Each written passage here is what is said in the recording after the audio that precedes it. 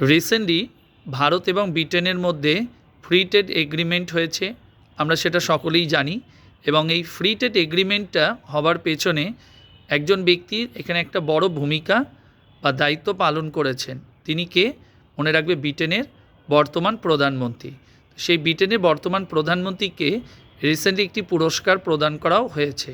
সেই পুরস্কারটার নাম কি? মনে রাখবে, লিভিং ব্রিজ অ্যাওয়ার্ড। এবং এটা কারা দিয়েছে? মনে রাখবে, ইন্ডিয়া বিজনেস গ্রুপ, এই সংস্থা থেকে এই পুরস্কারটা দেয়া হয়েছে। তো সেটা কে পেয়েছে? ব্রিটেনের বর্তমান যিনি প্রধানমন্ত্রী কের স্টারমারকে এই প্রাইজটা দেওয়া হয়েছে। নেক্সট কোশ্চেন হলো, রিসেন্টলি ভারতবর্ষে সম্পূর্ণ দেশীয়ভাবে 4G নেটওয়ার্ক আবিষ্কার করা হয়েছে বা বলতে পারো চালু করা হয়েছে। এবং এই 4G নেটওয়ার্কটা কারা চালু করেছে? মনে রাখবে, 3টি সংস্থা যৌথভাবে এটাকে আবিষ্কার করেছে। সেই সংস্থাটার নামটা কি? বা সংস্থাগুলোর নাম হলো তেজস নেটওয়ার্ক এবং TCS সংস্থা।